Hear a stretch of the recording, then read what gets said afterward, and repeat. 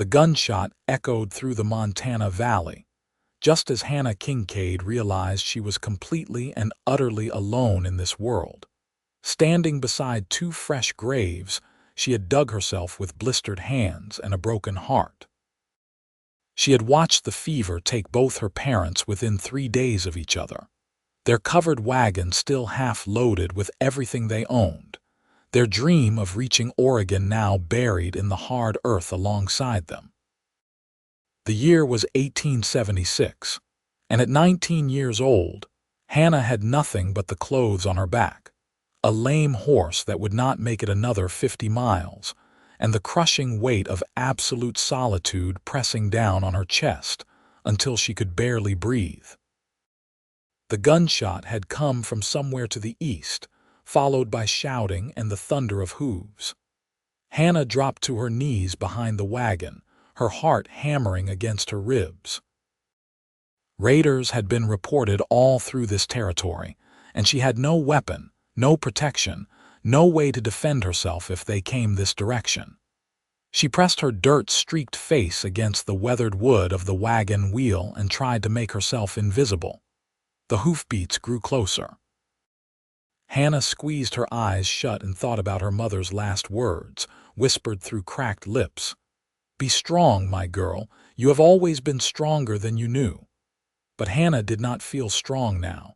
She felt like a dried leaf about to be scattered by a merciless wind. "Easy now, easy."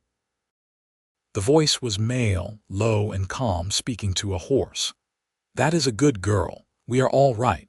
We are going to be all right." Hannah dared to peek around the wagon wheel. A man sat astride a paint mare about 30 yards away, his back to her, his attention focused on something on the ground. He wore buckskin and a broad-brimmed hat, and even from this distance, she could see the easy way he sat his horse, like he had been born in the saddle. A rifle rested across his thighs, but his hands were gentle on the reins. Another rider appeared over the ridge, this one moving fast. The first man turned his horse with practiced ease, the rifle coming up in one smooth motion. "That is far enough, friend." The second rider pulled up hard. "Did not mean to startle you. Was tracking some men who stole horses from Fort Lyon. You see anyone come through here?" "Heading south about 10 minutes ago, 4 of them, riding hard." "Much obliged." The rider wheeled his horse and took off in the direction indicated. The first man watched him go, then slowly turned his horse in a circle, surveying the landscape. His gaze swept over Hannah's wagon, past it, then snapped back. She knew he had seen her. "Hello, the wagon," he called out, his voice carrying easily across the distance. "I mean you no harm, just passing through." Hannah stayed frozen, not sure whether to respond or stay hidden. Her father had warned her about trusting strangers in this territory, but her father was gone now, and she was so desperately alone. The man waited a moment, then started to turn his horse away. Something in Hannah broke open, some deep well of need and fear and overwhelming loneliness. She stood up, her legs shaking, and called out, "Wait." He turned back, and she got her first clear look at his face. He was perhaps 10 years older than her, with sun-weathered skin and eyes the color of pine trees. A dark beard covered his jaw, and there was something solid and dependable about him, something that made her think of oak trees and stone foundations. "Are you in trouble, miss?" he asked, nudging his horse a few steps closer. Hannah opened her mouth to say no, she was fine. Everything was fine, but what came out instead was, "My parents. The fever. 3 days ago." She saw his expression change, saw understanding and compassion flood into those green eyes. He dismounted in one fluid motion and walked toward her slowly, giving her time to bolt if she wanted to. "I am sorry for your loss. That is a hard thing. Is there anyone else with you? Brothers, sisters, other family?" Hannah shook her head. Her throat felt tight, and tears were burning behind her eyes, but she had already cried so much in the past 3 days that she thought she must be empty. No one. There is no one. The man stopped a respectful distance away, holding his horse's reins loosely in one hand. My name is Ethan Keller. I am a frontiersman, been living in this territory for about 8 years. I have a cabin about 15 miles north of here, near the Yellowstone River. You look like you could use some help. I do not want charity, Hannah said, lifting her chin even though her whole body was trembling.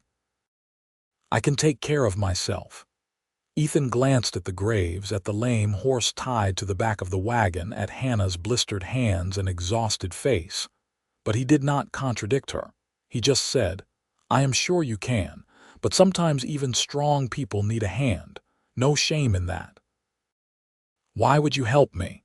You do not even know me. Does not seem to me like a person needs a reason to help someone in trouble, but if you want one, I will give you this. My sister died of fever 4 years back out in California. She was traveling with her husband, and when she passed, he sent me a letter telling me how some strangers helped them, sat with her, made sure she was buried proper. I have always wanted to pay that kindness forward. He paused, his eyes never leaving hers. You do not have to decide anything right now, but at least let me help you get that horse looked at, maybe get you a hot meal. Then if you want to go your own way, I will provision you up and point you in whatever direction you are headed. Hannah wanted to refuse. She wanted to be strong and independent and prove that she did not need anyone. But she was so tired and so scared, and this man with his calm voice and steady eyes seemed like a lifeline thrown to a drowning woman. All right, she whispered, just for a meal, and the horse. Ethan nodded. That is a good start. My cabin is not much, but it is sturdy and warm, and I have got supplies enough for 2 for a while. Can you ride? Yes, but the horse, he has been favoring his left front leg since yesterday. Ethan walked over to examine the animal, running his hands down the leg with practiced care. Stone bruise, I think. He needs rest and some poultice. We will load what you need from the wagon onto my horse and walk. It is not so far if we cut through the valley. Working together, they transferred Hannah's most essential belongings. Clothes, a few cooking implements, a quilt her grandmother had made, a small wooden box containing her mother's wedding ring and her father's pocket watch. Everything else had to be left behind. Hannah stood looking at the wagon for a long moment, at the graves with their simple wooden markers, and felt like she was leaving behind not just her parents but her whole life, everything she had ever been. We can come back for more if you want, Ethan said gently, but we should get moving. Weather looks like it might turn. The walk to Ethan's cabin took them through some of the most beautiful country Hannah had ever seen. They followed a creek through stands of pine and aspen, past meadows where wildflowers still bloomed in defiance of the approaching autumn. Ethan walked beside her, leading his horse, never pushing her to talk but answering when she asked questions about the land, the animals, the dangers to watch for. You live out here alone? She asked at one point. Mostly. I go into Fort Lyon every few weeks for supplies, trade some furs and meat.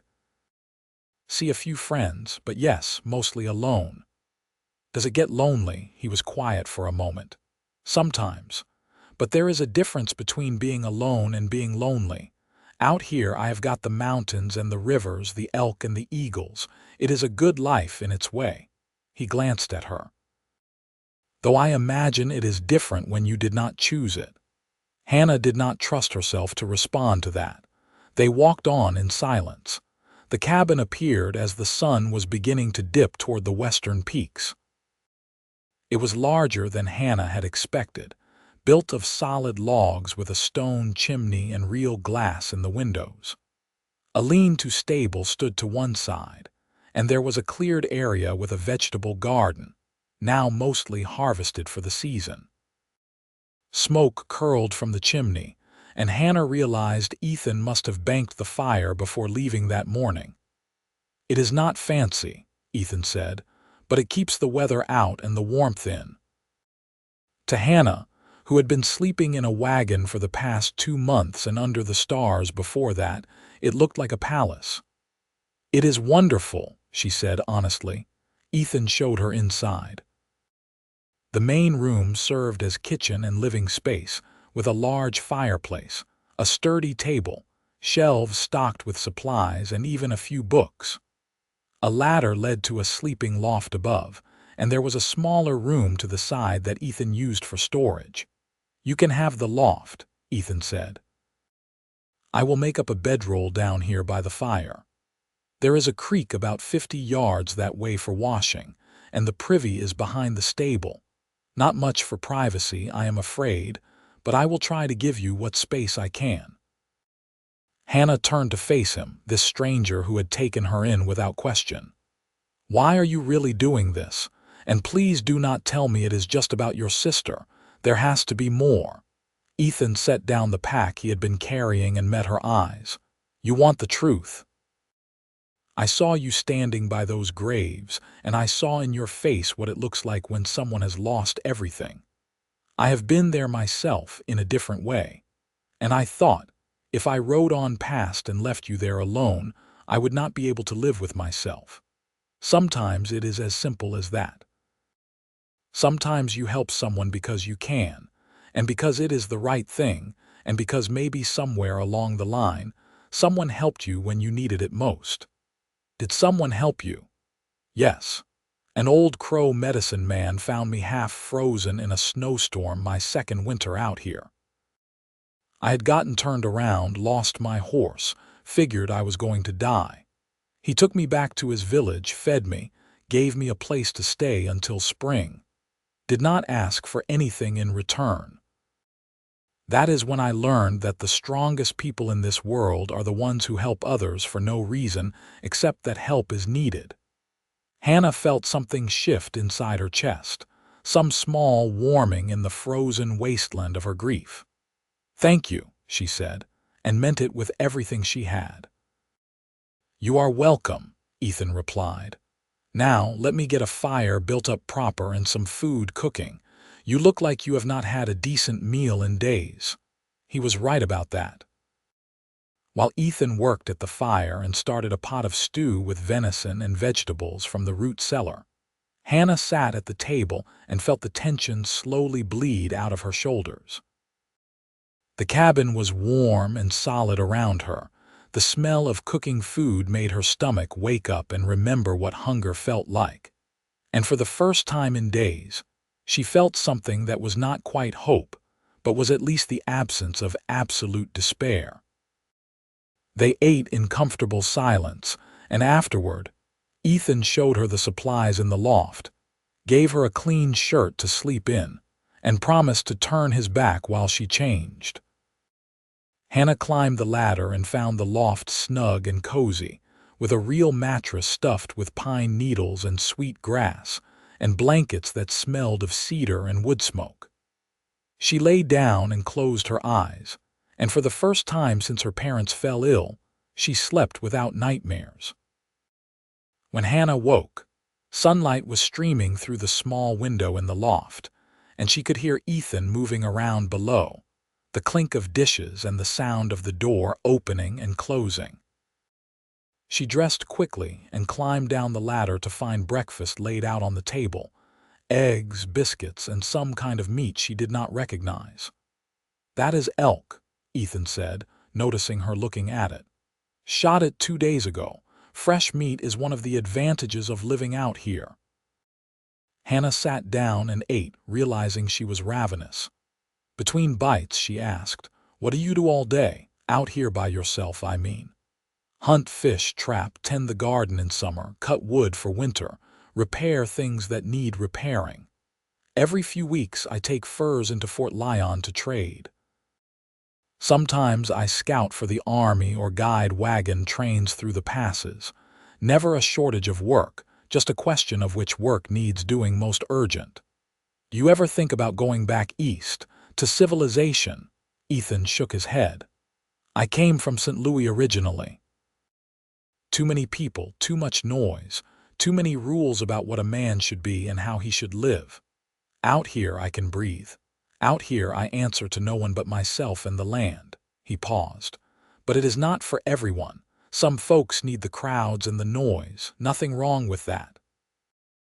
"I do not know what I need anymore," Hannah admitted. "We were going to Oregon. My father had heard about land for farming. But now you have got time to figure it out. No rush. You have been through something terrible and you need time to heal. Stay as long as you want." "I meant what I said yesterday." Hannah looked at him across the table, this man with his steady eyes and quiet strength. "You do not even know me. I could be awful. I could be lazy or mean or any number of terrible things." For the first time, Ethan smiled, and it transformed his whole face, made him look younger and lighter. "Could be. But I am a pretty good judge of character, and my guess is you are none of those things. My guess is you are strong and brave and doing your best in an impossible situation. But I suppose time will tell." The days that followed fell into a rhythm. Ethan taught Hannah how to survive in this wilderness, how to read the signs of weather and wildlife, how to move quietly through the forest and where to find clean water. He taught her to shoot the rifle, to skin a rabbit, to identify edible plants and poisonous ones. Hannah proved to be a quick learner, and Ethan proved to be a patient teacher. In the evenings, they would sit by the fire and talk. Hannah learned that Ethan had been a soldier briefly, fighting in the war that had torn the nation apart, and that he had come west afterward, unable to settle back into the life he had known before. He had tried his hand at mining, at ranching, at half a dozen things before finally settling into the life of a frontiersman, living on the edge of civilization, belonging fully to neither the white world nor the Indian world, but finding his own path between them. Hannah told him about growing up in Ohio, about her mother who loved music and her father who loved books, about their dreams of a better life out west. She told him about the journey, the hardships, the other families they had traveled with who had split off toward different destinations. She told him about watching her parents sicken and die, about the helpless rage she felt at being unable to save them. "It was not your fault," Ethan said one evening, his voice firm but gentle. "Fever takes who it takes. You did everything you could. I should have done more. I should have been able to what? You are not a doctor. You are not God.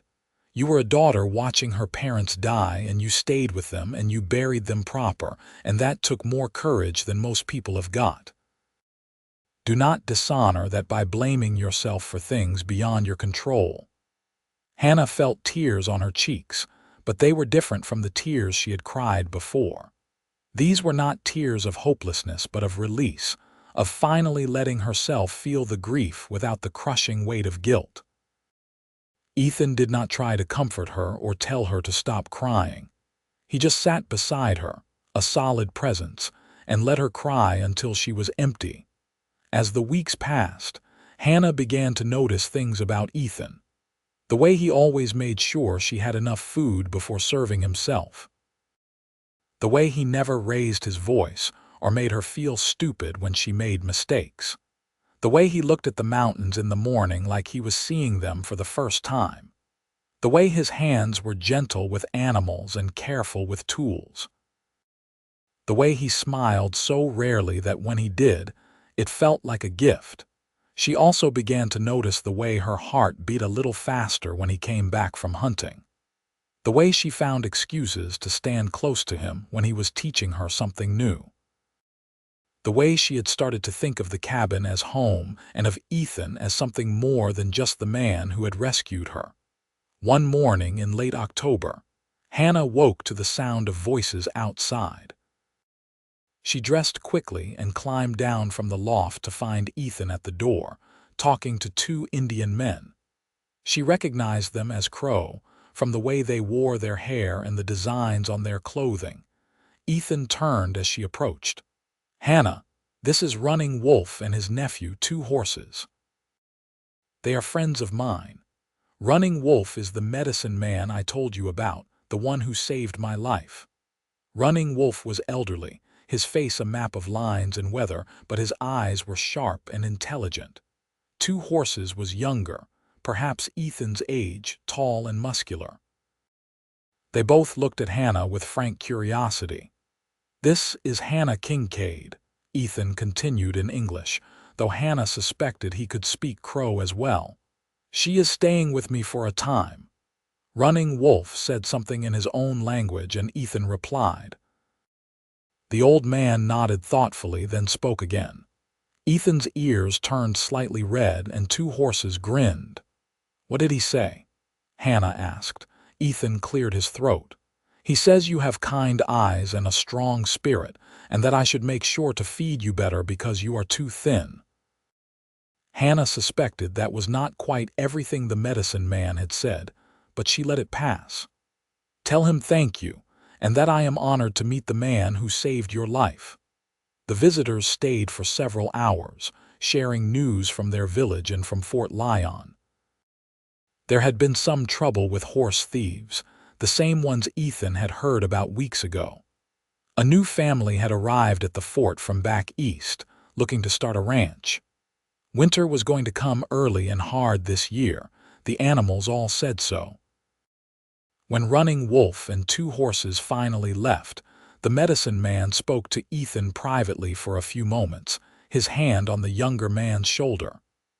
Ethan nodded seriously, and the two men clasped arms in the traditional way. Then the Crow rode off, heading north toward their village. "What did he say to you?" Hannah asked as they watched the riders disappear into the trees.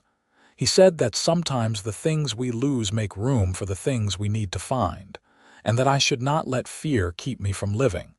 "What did he mean?" Ethan looked at her for a long moment, something complicated moving behind his eyes. "I am not entirely sure. Running Wolf has a way of saying things that do not make sense until later." But Hannah thought she understood, at least partly. She thought Ethan might be as lonely as she was, in his own way. That maybe he had built this life out here partly to escape from hurt, just as she was trying to escape from hers. And that maybe, just maybe, they had both found something unexpected in each other. The first snow came in early November, a light dusting that turned the world white and silent. Ethan had been right about winter coming early. They spent the next few days making final preparations, bringing in the last of the firewood, checking the stable roof, making sure all the chinking in the cabin walls was solid. Hannah worked beside Ethan, and it felt natural and right, like they were partners in survival in life. One evening, as they sat by the fire after dinner, Hannah found herself watching Ethan as he carved something from a piece of wood, his hands sure and steady. He was making a spoon, she realized, the wood already taking shape beneath his knife. "Can I ask you something?" she said. "Of course." "Do you ever regret it, living out here alone, not having a family of your own?" Ethan's hands stilled on the carving. "I used to have someone, back before the war. Her name was Margaret. We were going to get married." He was quiet for a moment. "She died while I was away fighting. Cholera outbreak. By the time I got back home, she had been in the ground for 6 months. Her family did not even write to tell me. I am so sorry. It was a long time ago, but it is why I came out here, at least partly. Did not seem much point in staying in a place that just reminded me of what I had lost. Out here, I could build something new, be someone different. Except what? Except I think maybe I was just running away. And Running Wolf, he sees that. He always has. That is what he meant when he said I should not let fear keep me from living." Ethan looked up from his carving, his eyes meeting hers. "I have been existing out here, Hannah, not living. Just going through the motions day after day. But these past few weeks with you here, I have remembered what it feels like to have something to look forward to have someone to talk to at the end of the day, to not be so damned alone all the time." Hannah's heart was hammering in her chest. I know what you mean. I have been so lost since my parents died, so scared and alone. But being here with you, it is like I can breathe again. Like maybe I can figure out how to keep going. You are stronger than you think. You have been through hell and you are still standing. That takes real strength. I do not feel strong. Most of the time I feel like I am barely holding myself together. Ethan set down the carving and moved closer to her, close enough that she could feel the warmth radiating from him. That is what strength is, Hannah. Not never falling apart, but keeping going even when you are falling apart. Not never being scared, but doing what needs doing even when you are terrified. You have that kind of strength in you. I have seen it every day since I met you. You saved my life, Hannah whispered. If you had not come along when you did, I do not know what would have happened to me. Maybe, or maybe you would have found your own way, but I am glad I was there. I am glad you are here now. They sat in silence for a moment, the fire crackling, the wind whistling softly around the cabin walls. Then Ethan said, very quietly, I am going to do something and you can tell me to stop if you want. You can walk away and we will never speak of it again, and I will still help you however you need.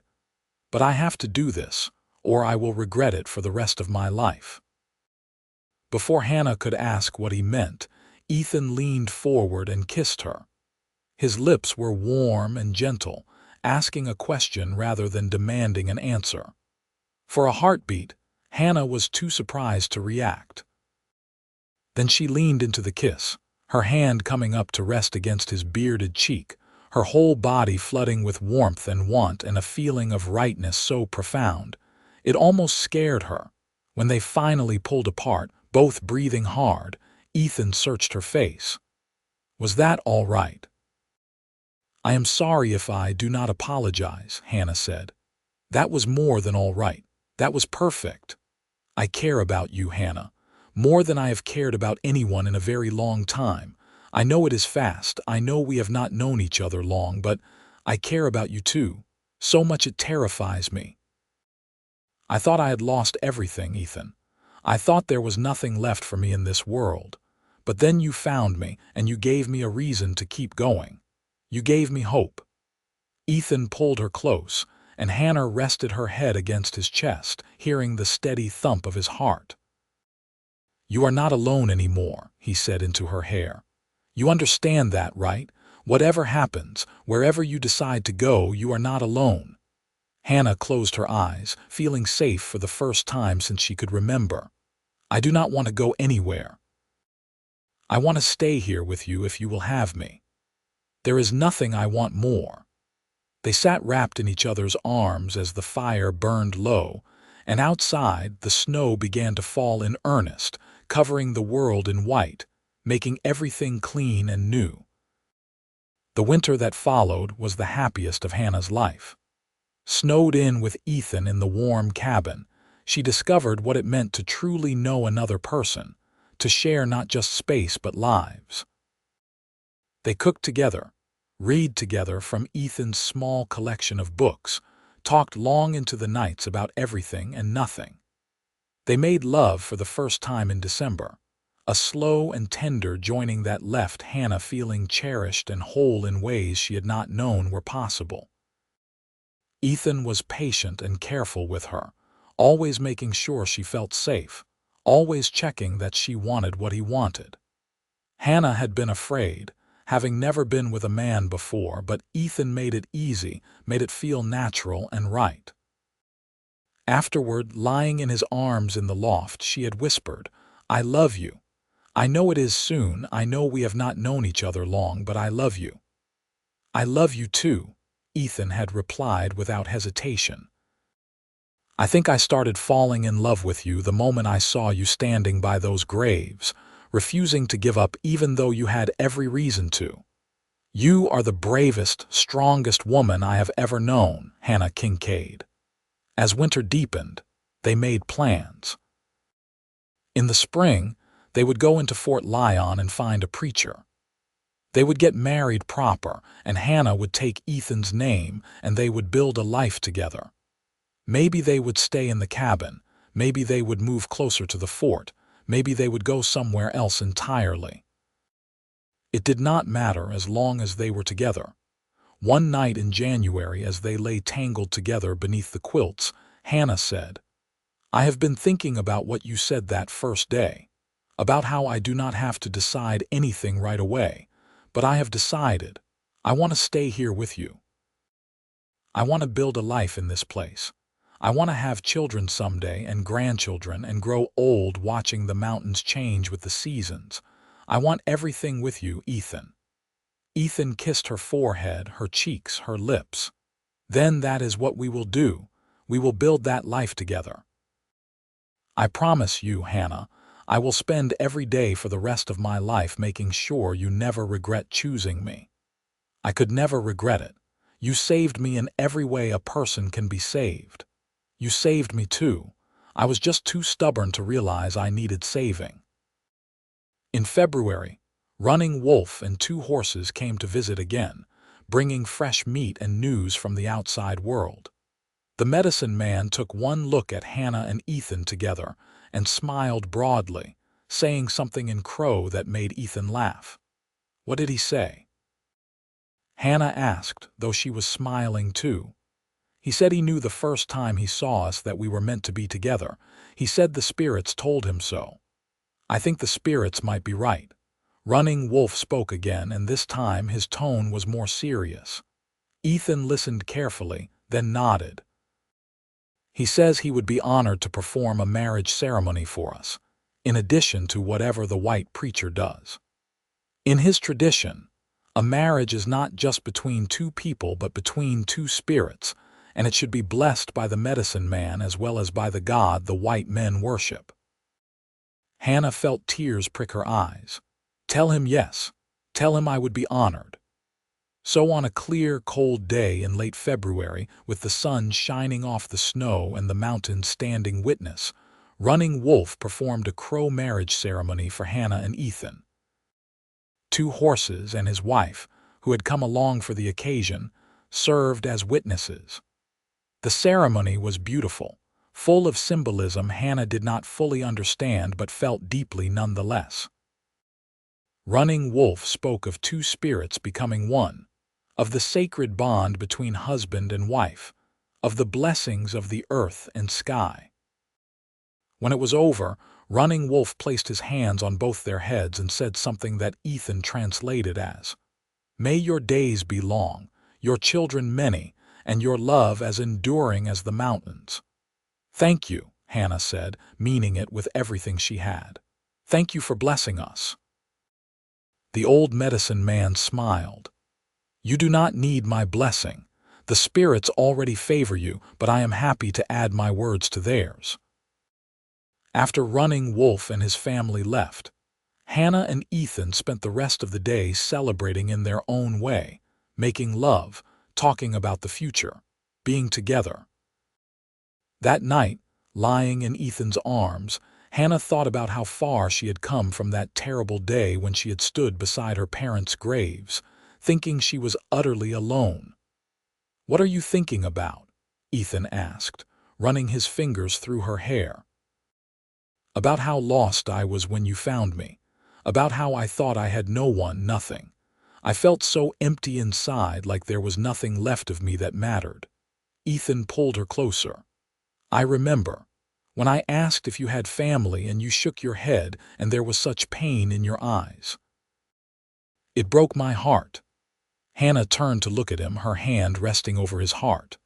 "I whispered it, did I not, when you asked? I whispered I have no family. You did. I will never forget it. Will never forget the way it sounded, like you were confessing the worst thing in the world." "And do you remember what you said?" Ethan smiled, his thumb brushing across her cheekbone. "I said you do now and always will with me." "You did, and you meant it. You gave me a family when I had none. You gave me everything. We gave each other everything. That is what love is, Hannah. It is not one person saving another. It is 2 people choosing to face the world together, to build something between them that is stronger than either of them could be alone." Hannah kissed him then, slow and deep, pouring everything she felt into that kiss. When they finally pulled apart, she whispered against his lips, "I choose you. Every day for the rest of my life I choose you, and I choose you, always." Spring came late that year, but when it finally arrived, it was glorious. The snow melted, the creeks swelled with runoff, and the meadows burst into bloom. Hannah and Ethan made the journey to Fort Lyon, a 2-day ride through the awakening wilderness. The fort was busy with soldiers and settlers, traders and trappers, a bustling community perched on the edge of the wild. They found the chaplain, a kind-faced man named Reverend Thomas, who agreed to marry them. The ceremony was simple, held in the small chapel at the fort, with a few curious soldiers and settlers in attendance. Hannah wore a dress she had made herself from fabric Ethan traded for, and Ethan wore his best buckskins and a new shirt. When Reverend Thomas pronounced them man and wife, Hannah felt a sense of completion, of coming home to herself. They spent a few days at the fort, restocking supplies, visiting with the few people Ethan knew there, and making arrangements for future trading. Hannah met the new family Running Wolf had mentioned, the Clarks, who had come from Pennsylvania with dreams of ranching. Mrs. Clark was a warm, motherly woman who took an instant liking to Hannah and made her promise to visit whenever they came to the fort. "It is good to see a young couple so in love," Mrs. Clark said, smiling at the way Ethan kept his hand on Hannah's back, the way Hannah leaned into him without even seeming aware she was doing it. "You remind me of my husband and me when we were first married. Hold on to that, dear. Love like that is precious." "I intend to," Hannah said. "He is everything to me." On the ride back to the cabin, Hannah felt a deep sense of peace. She had been afraid, going into the fort, that being around so many people would make her remember her loss, would make the grief come flooding back. But instead, she had felt strong and whole, secure in Ethan's love and in her new identity as his wife.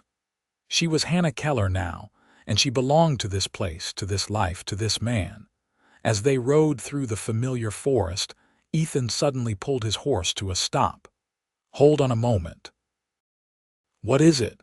He dismounted and walked to a tall pine tree where something was carved into the bark. Hannah joined him and saw that someone had carved a date and initials. "That is where I found you," Ethan said quietly, "or near enough. I carved that later so I would always remember the day my life changed." Hannah traced the carving with her finger, feeling tears well up. "You did that for me, for us, for what we found together." He turned to her, taking both her hands in his. "I know we have only been together a few months. I know some people would say it is too fast, that we do not know each other well enough. But Hannah, I have never been more certain of anything in my life. You are my home. You are my family. You are everything I did not know I was looking for. You are mine too. When I thought I had lost everything, you showed me that I had just found the beginning. I love you so much, Ethan, more than I ever thought it was possible to love someone." They stood there in the dappled sunlight, holding each other, and Hannah knew that whatever challenges lay ahead, they would face them together. She was not alone anymore. She would never be alone again. The summer was a time of work and joy. Hannah and Ethan expanded the garden, put up preserves, hunted and fished and stored food for the coming winter.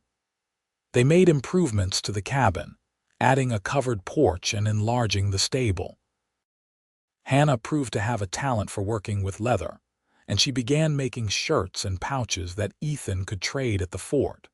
Running Wolf and his family became regular visitors, and Hannah learned some of the Crow language, enough to hold simple conversations. Two Horses' wife, a woman named Bright Morning, became a particular friend. She taught Hannah about local herbs and medicines, about how to read the signs of the land and predict the weather. In return, Hannah taught her some English and shared recipes from her mother's collection. In August, Hannah missed her monthly cycle. She said nothing at first, not wanting to get Ethan's hopes up in case she was wrong. But when she missed a second month and her breasts grew tender and she began to feel queasy in the mornings, she knew. She was carrying Ethan's child. She decided to tell him on his birthday, a warm evening in late August. She had made his favorite meal, venison stew with fresh bread, and for dessert, she had made a cake with wild berries. After they had eaten, she took his hand and placed it on her still flat belly.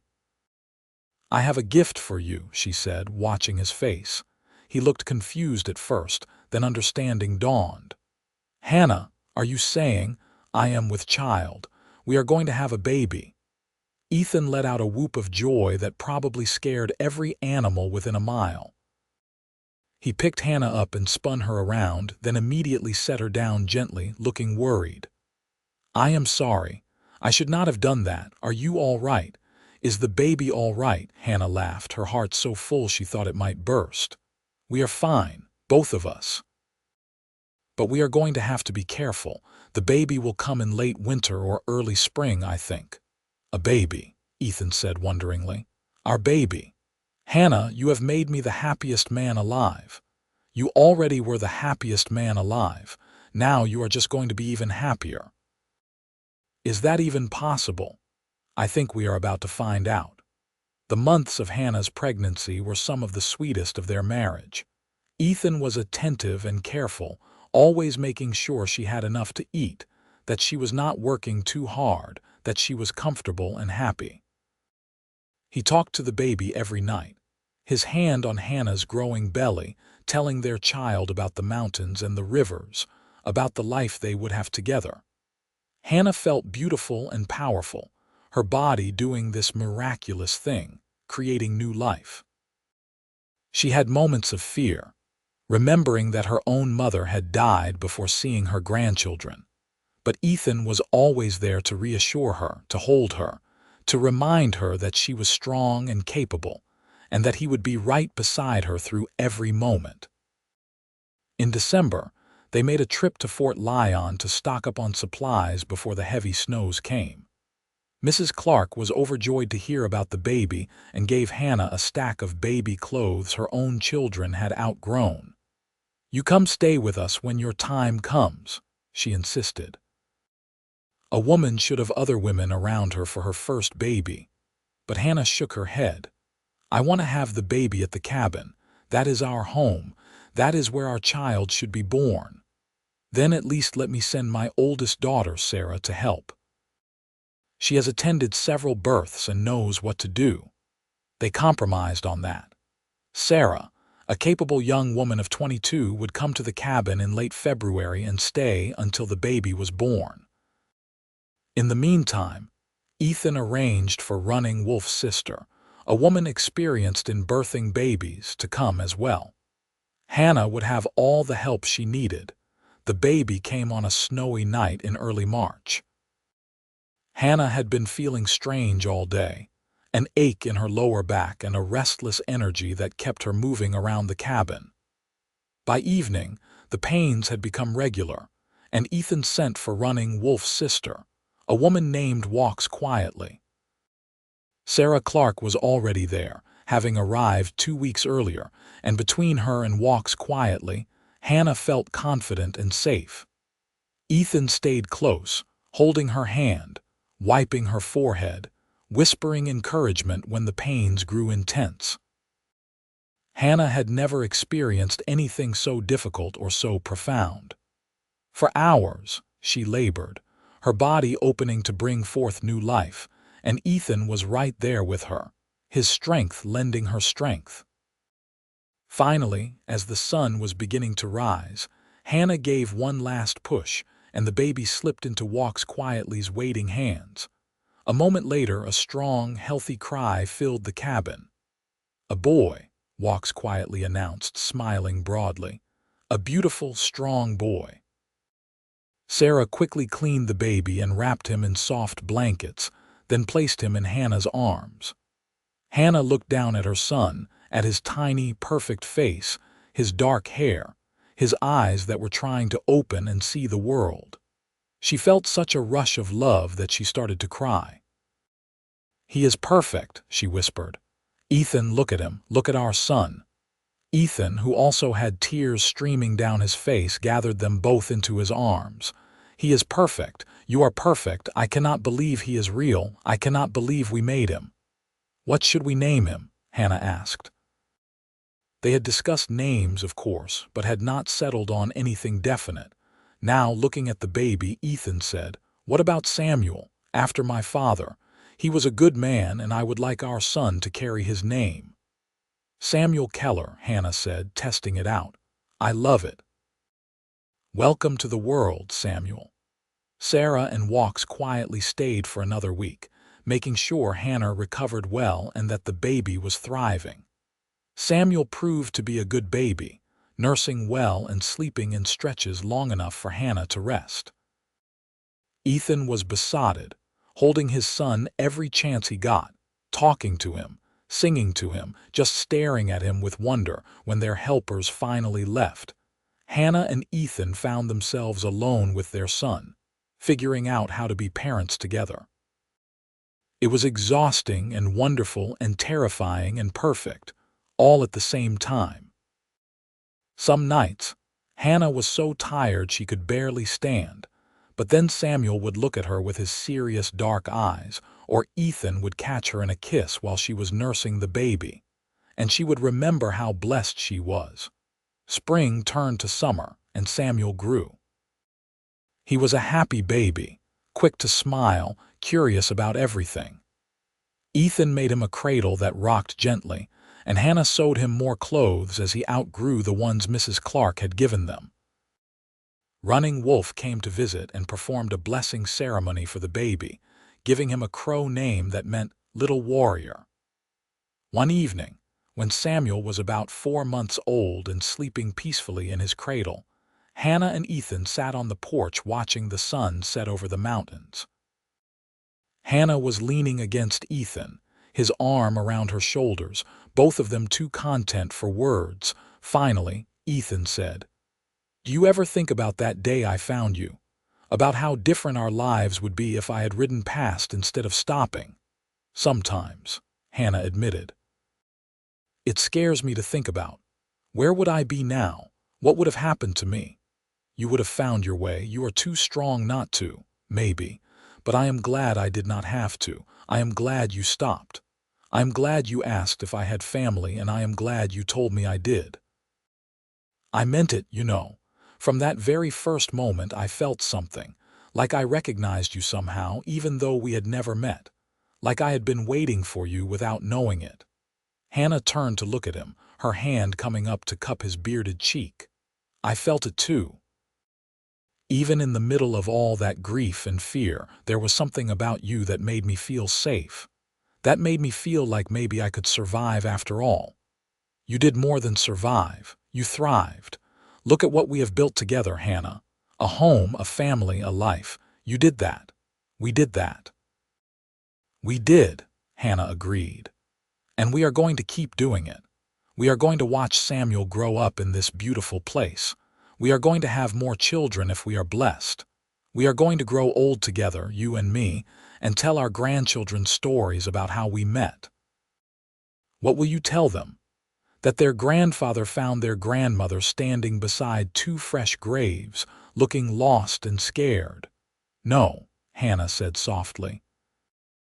"I will tell them that I was alone in the world, that I thought I had no family and no future, and that their grandfather appeared like an answer to a prayer. I did not even know I was praying. I will tell them that he looked at me and saw not just someone who needed help, but someone worth saving. And I will tell them that he said the most important words anyone has ever said to me, 'You do now, and always will. With me.'" Ethan kissed her then, long and tender, and when they pulled apart, both of them were crying a little. "I love you," he said. "I will love you until the day I die and beyond. I love you too. You are my family, Ethan. You and Samuel. You are everything." Inside the cabin, Samuel made a small sound, and Hannah rose to check on him. He was still sleeping, but his little fist had worked its way out of his blanket. Hannah gently tucked it back in, then stood looking down at her son, marveling at how much her life had changed in just a year and a half. She had lost her parents, had faced grief and loneliness so profound she had not thought she could survive it. But she had survived. More than that, she had found love and joy and purpose. She had found Ethan, and he had given her not just a home but a reason to believe in happiness again. "Thank you," she whispered, not sure if she was talking to God or the universe or her parents' spirits.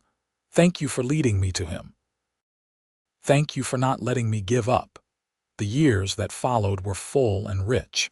Samuel grew into a bright, adventurous boy who loved the wilderness as much as his father did. When he was 3, Hannah had another baby, a daughter they named Grace after Ethan's mother. 2 years after that came another son, Thomas, and 2 years after that, a second daughter, Emma. The cabin had to be expanded to accommodate their growing family. With help from 2 horses and some men from Fort Lyon, Ethan added 2 more rooms and a larger sleeping loft. Hannah started a small school, teaching not just her own children but several Crow children and the children of some nearby settlers. She discovered she loved teaching, loved seeing young minds light up with understanding. Ethan became something of a community leader, helping settle disputes, organizing hunts, guiding new settlers safely through the territory. He and Hannah were respected by whites and Indians alike, known for their fairness, their generosity, and their obvious love for each other. Running Wolf lived to see all 4 of Hannah and Ethan's children, and he performed naming ceremonies for each of them. When he died peacefully in his sleep at the age of 87, Ethan wept like he had lost his own father. They named their 5th child, a son born when Hannah was 32, Running Wolf in his honor. The children grew as children do. Samuel became a skilled hunter and tracker, eventually guiding wagon trains through the mountains just as his father had done. Grace married a young rancher and settled near Fort Lyon, giving Hannah and Ethan their first grandchildren. Thomas became a teacher in the growing town of Billings. Emma married a Crow man, a respected warrior who had been Samuel's childhood friend and lived with his people. And young Running Wolf became a doctor, studying back east and then returning to Montana to serve both white and Indian communities. Through it all, through the joys and the sorrows, the births and the deaths, the changing times and the changing world, Hannah and Ethan remained at the center of each other's lives.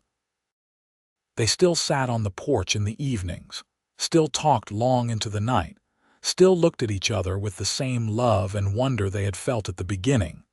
One day, when they were both in their 60s, they made a trip back to the place where they had first met.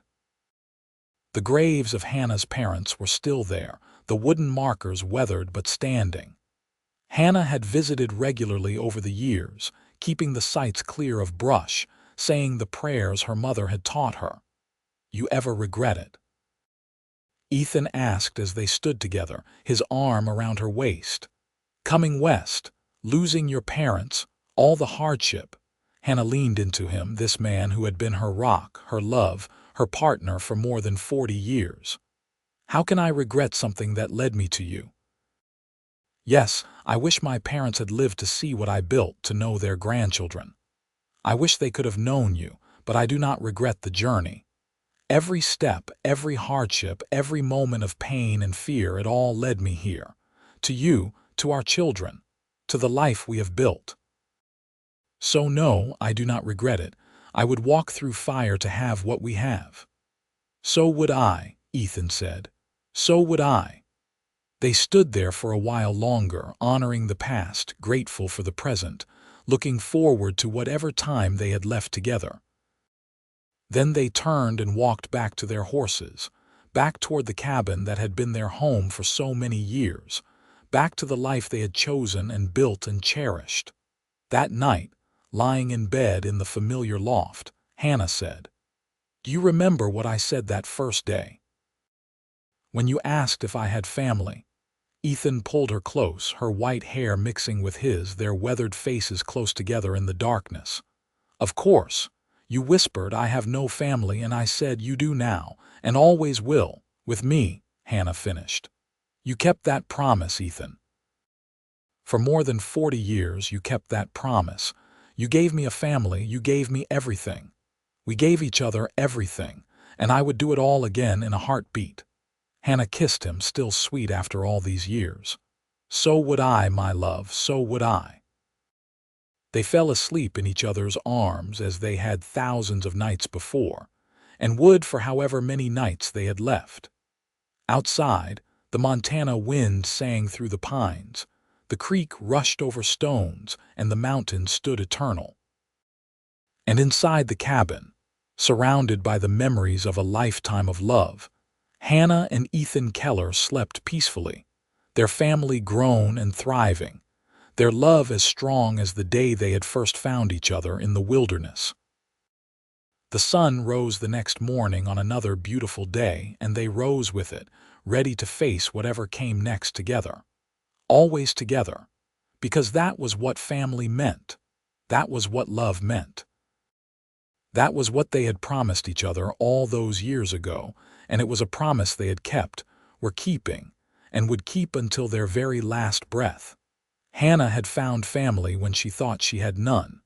She had found home when she was lost. She had found love when she had given up hope. And it had all started with a frontiersman who stopped to help a grieving young woman who looked at her loneliness and fear and said the words that changed everything. "You do now, and always will, with me." And he had meant it. God, how he had meant it. Every word, every promise, every moment of the life they had built together. Hannah had started with nothing but grief and loss, and Ethan had turned it into everything. Into love and family, and a legacy that would outlive them both, carried forward by their children and their children's children, generation after generation. As they sat together on the porch that morning, drinking coffee and watching their grandson chase chickens around the yard, Hannah took Ethan's weathered hand in hers and squeezed it gently. No words were needed. They both knew what the gesture meant. "Thank you. I love you. This is everything I ever wanted. This is more than I dreamed was possible." Ethan squeezed back, his eyes meeting hers with the same depth of feeling that had been there on that first day and every day since. Some love stories were quick and passionate, burning bright and fast before fading away. But theirs was different. Theirs was the kind of love that lasted, that deepened with time, that became richer and more precious with each passing year. They had built something extraordinary together. Not just a family, but a legacy of kindness, of choosing each other every single day, of showing their children and grandchildren what real love looked like. And it had all started with one simple moment. A frontiersman stopping to help a woman in need, and choosing to see not just her pain, but her potential, her strength, her worth. Hannah looked out at the mountains, at the land they had lived on and loved for so many years, and felt a profound sense of peace. She had found her place in the world. She had found her purpose. She had found her family. And she had found it all with Ethan, the man who had promised her she would never be alone again, and had spent more than 40 years proving it. As the sun climbed higher in the sky and the day warmed around them, Hannah leaned her head on Ethan's shoulder and closed her eyes, listening to the familiar sounds of the ranch. The chickens clucking, the horses neighing, their grandson laughing, the wind rustling through the aspens. This was home, this was family, this was love, this was everything, and it all started with 6 simple words: "You do now and always will." Those words had been a promise, and Ethan Keller was a man who kept his promises. Hannah had walked into his life broken and alone, and he had given her everything she needed to heal, to grow, to thrive. He had given her family when she had none. He had given her love when she thought she would never love again. He had given her a life beyond her wildest dreams. And in return, she had given him the same. Because that was what love was. Not one person saving another, but two people choosing to build something together, to face the world as partners, to create something that neither could have made alone. Their story was not one of perfection. They had faced hardships and losses, arguments and struggles. There had been winters when food was scarce and summers when drought threatened their livelihood. There had been sickness and injury, worry and fear.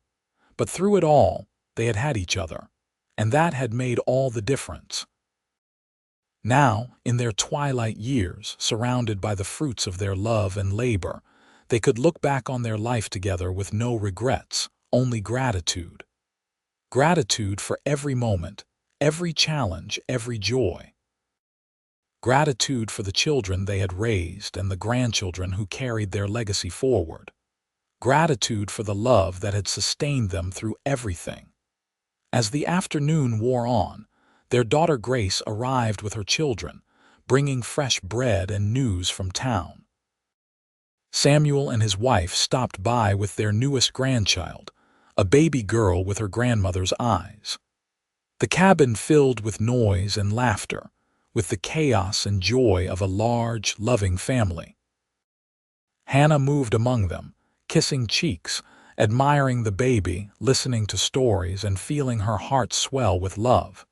This was what she had built. This was what she and Ethan had created together. Not just children, but a whole network of love and connection. A family that would continue long after they were gone. Late that evening, after everyone had left and the cabin was quiet again, Hannah and Ethan prepared for bed. As they climbed into the loft, moving slowly with the care of age, Hannah said, "We did good, did we not? With our life, with our children. We did good." "We did better than good," Ethan replied, settling beside her under the quilts. "We built something beautiful. Something that will last long after we are gone. I love you, Ethan Keller. I have loved you from the moment you told me I had family. I will love you until I draw my last breath. And I love you, Hannah Keller. You were the best thing that ever happened to me. The best decision I ever made was stopping that day, was choosing to help you, was choosing to love you." They drifted off to sleep in each other's arms, and in the morning, they woke to another day of their extraordinary, ordinary life. A life built on love, sustained by commitment and enriched by family. A life that had started with loss and loneliness, but had become something more beautiful than either of them could have imagined. Years later, when their story was told to their great-grandchildren, those children would ask, "What made your love last so long? What was the secret?" And Hannah, old and wise and still deeply in love with the man beside her, would smile and say, "The secret is that there is no secret. Love is not something that just happens. It is something you choose every single day. Your great-grandfather chose me when I had nothing, when I was lost and alone and broken, and I chose him back. And we kept choosing each other, through good times and bad, through joy and sorrow, through everything life threw at us. That is the secret. Choose love, choose each other, every single day." And Ethan, his hand finding Hannah's even in his sleep, even after all these years, would add, "And never forget that family is not always the one you are born into. Sometimes it is the one you choose, the one you build, the one you create with the person you love." That is what we did. We created a family where there was none. We built a home where there was only wilderness. We made something beautiful out of nothing but love and determination, and the choice to stay, to work, to build something together. The Montana wind would blow through the pines, the creek would rush over stones, and the mountains would stand eternal, watching over the family that had made their home in this wild, beautiful place. And in the cabin, Surrounded by the warmth of the fire and the love of their family, Hannah and Ethan Keller would sit together, hand in hand, heart to heart as they had been from the beginning, because love like theirs did not end. It grew and evolved and changed shape, but it never ended. It lived on in their children and grandchildren and great-grandchildren. It lived on in the stories they told and the lessons they taught and the example they set. It lived on in every act of kindness, every moment of choosing each other, every decision to build something beautiful together. Hannah had whispered, "I have no family," and Ethan had replied, "You do now and always will, with me." Those words had been true then, and they remained true through all the years that followed. They had built a family together, brick by brick, day by day, choice by choice.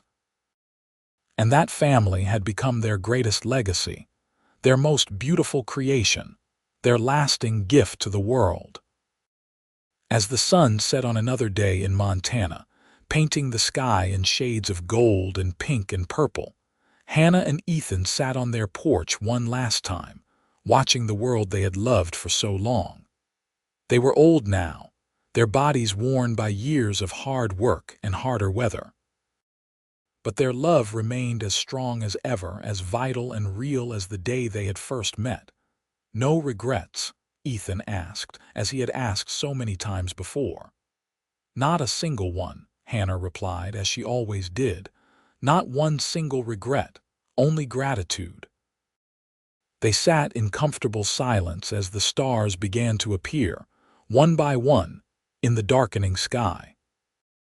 And when they finally rose to go inside, Ethan helped Hannah to her feet, and she leaned on him as they walked into the cabin together, as they had walked through life together, as they would walk whatever remained together, because that was their promise.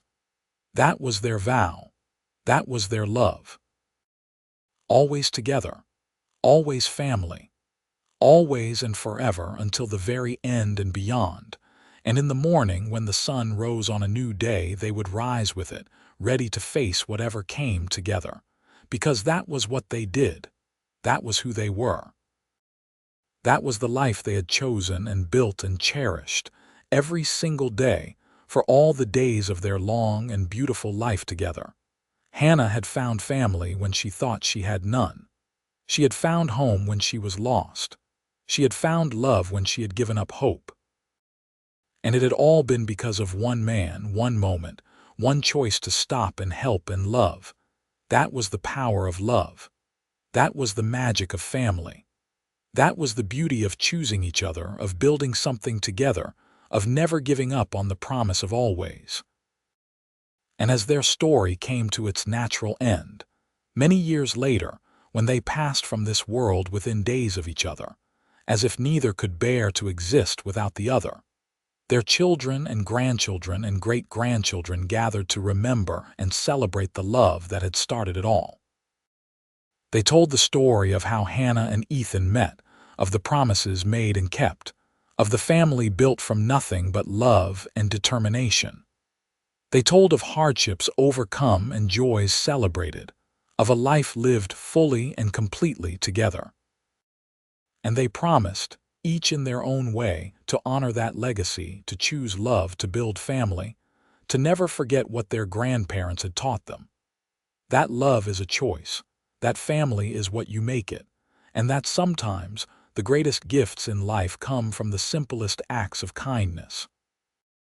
Hannah and Ethan were buried side by side, on a hill overlooking the land they had loved, with a single stone marking their resting place. The inscription was simple: Hannah and Ethan Keller, beloved parents, grandparents, and great-grandparents, together always. And beneath that, the words that had started it all, the promise that had defined their life: "You do now, and always will, with me." The end had come, but the love remained. In their children, in their grandchildren, in the family they had built and the legacy they had left. Love like theirs did not die. It transformed, it grew, it carried on through the generations.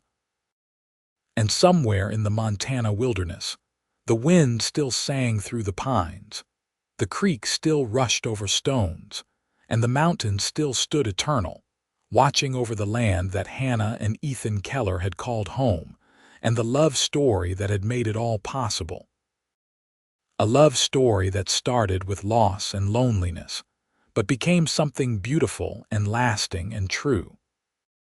A love story that proved that family is not always the one you are born into, but the one you choose, the one you build, the one you create with someone who looks at you in your darkest moment and says, "You are not alone, not anymore, you have me." Always. That was their story. That was their gift. That was their love, and it would never, ever be forgotten.